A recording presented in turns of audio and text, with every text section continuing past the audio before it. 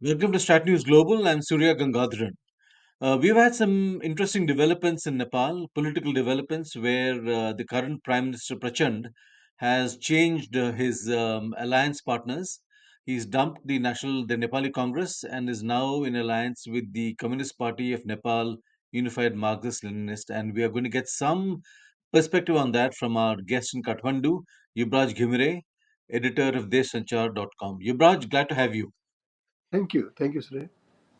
Yuvraj, what is your sense of where this is going? Prachand and Oli have gone through this kind of alliance before, and they both know each other very well. Do you think that this is only a prelude to another collapse, maybe a year down the line? I think that's a very correct assessment because Nepal has been going through very unstable governance in the past many years, especially after 2006. And this time, Prasanna changed his coalition partners so suddenly, despite the fact that this experiment, as you said, experiment alliance between UML and Maoist had been like tried twice in the past, and they parted ways in a very bitter note. So this is it's not a program based or ideology based coalition. It's just a marriage of convenience once again, but it's certainly not going to last because like in the past 24 hours, maybe three ministers have taken the oath, but they have not been able to form the cabinet because there are limited seats and many aspirants. Constituent parties, when they met, it seemed that there were differences on whether they should be joining this coalition. At least in the Janta Samajwadi Party and Rashtriya Swatantra Party, these kind of problems are visible. Although it's a very leader dominated parties, leaders will have their way, but the discontent will prevail in the party, leading to further destabilization or instability in politics. Is there anything ideological in the Maoists and the Communist Party of Nepal getting together? Is it But, driven by ideology, or is it just about power? but nothing except that they bear this communist, this thing in their parties. They both have, but they like otherwise they would not have their alliance in 2007 would have continued longer, not just two Yeah. years. So, except that both are communist parties, there is nothing much common. And the other common thing is that it's very strong personalities who don't trust each other, but the circumstances have brought them together. They will always be suspecting each other. I mean, Oli would be suspecting Prachanda, and Prachanda would be suspecting Oli. Third, it puts Oli in much advantageous position because Oli would not be holding any position in the government, but he would get everything he wants done by that party, so that he doesn't have to take any accountability. So President will have to like surrender at each each point if he wants to continue in power.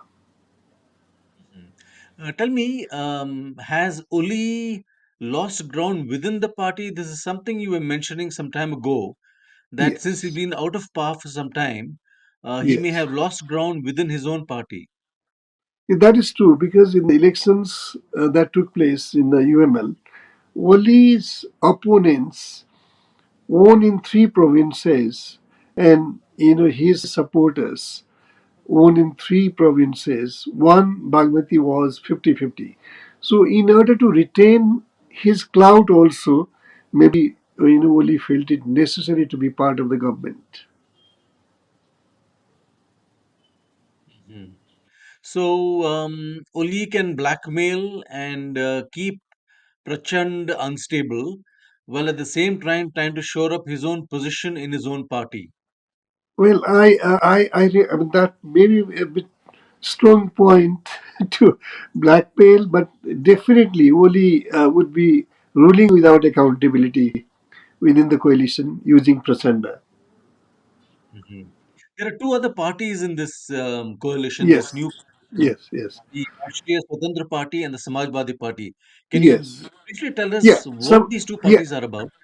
Samajwadi Party, led by Upendra Yadav, is a strong force in within Tarai region. It's one of the two, three major parties. He has also left background, but has been very unstable in choosing his coalition partners. He was Mhm. Upendra Yadav was former deputy prime minister and briefly minister for foreign affairs. That is the portfolio he's been angling for. And Rashtriya Swatantra Party is basically like club of successful or well-known individuals from different fields in the country. They came together as a political party barely 3 months before the last general elections, and Mhm. they were beneficiary of the people's anger and hatred towards these major political parties like Congress, UML, and Maoist. So they could garner 21 seats in parliament, emerged as the fourth largest party, and has got powerful voice, but they are politically yet to define themselves. And now its leader, Ravi Lamisane, though he's been talking about idealism-based politics and all that, but his stint in this new government may disrepute him even within the party. He was deputy prime minister in Prachanda's, when Prachanda became the prime minister earlier, with the support of Woli, and that coalition lasted for a month. But he resigned as there was dispute, a controversy over his citizenship. He had renounced Nepali citizenship and taken American citizenship, so his election was declared, like null and void, and he reacquired Nepali citizenship and contested and won the by-election. Is very Mhm. vocal, but this contradictory position that he's taken the politics might embarrass him in his if this governance continues. Yuvraj, how has China played a role in bringing these two communist parties together?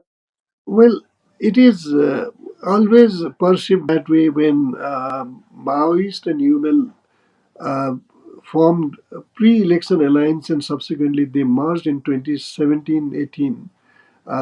It Mhm. was seen as China's hands because after that China came very openly, very brazenly in Nepal's politics, ambassador running to save the alliance and all that. But the alliance didn't continue, and China of late was a bit disappointed, visibly, with Prachanda because Prachanda's Maoist party and Congress party together endorsed the MCC, Millennium this Challenge Corporation, Nepal Compact of $500 million grant. And so UML at that point remained neutral, although if it were in government, it would have supported that, or you would have supported that. So now China was very upset with that. And very another very visible fact was India and US were not very happy with that earlier, like alliance between the two Yeah. communist parties. And their very visible posture was these two communist parties shouldn't come together. That will give much larger leverage to China, and at any cost, Nepali Congress should be aligning with one of the communist parties so that communist consolidation is stopped. Now, I'm sure both US and India are not very comfortable or not happy with what has happened in Nepal, and we'll see the outcome soon, perhaps. Mhm. So, last question. Uh, is there a proxy war of some kind between India and China being played out in Kathmandu? Yes, like informally when we talk, Chinese are not very open. They don't like communicate with the media so openly, but India's democratic exercise gives that freedom to their diplomats and politicians, and they say that. And they say, they go to the extent of saying that we must be supporting the US to contain China, meaning they are fierce competitors in Nepal. And obviously, Nepal, in international perception, enjoys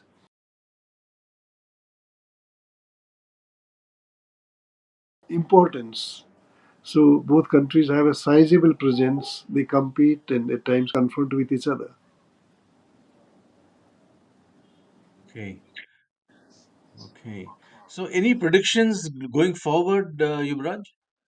Well, this may not be. This might also lead to a larger polarization in Nepal's politics, because in recently held general convention of the Nepali Congress, more than 50% of the delegates, they collected their signature and presented a demand that Nepal should be declared a Hindu country.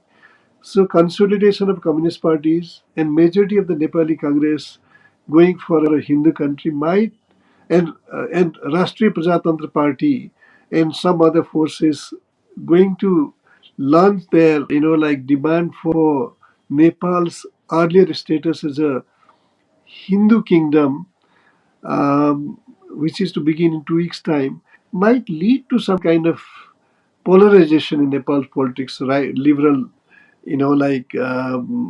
Democrats versus and communists versus rightist elements. That polarization might take place soon.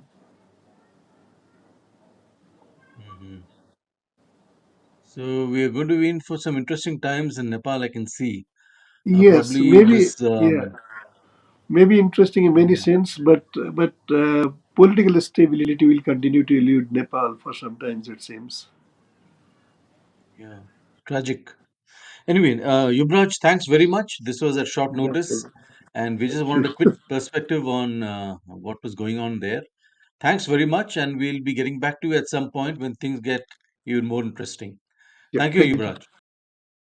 That's all we have for you on this quick take. And do subscribe to our YouTube channel, follow us on social media. Thank you very much. Goodbye.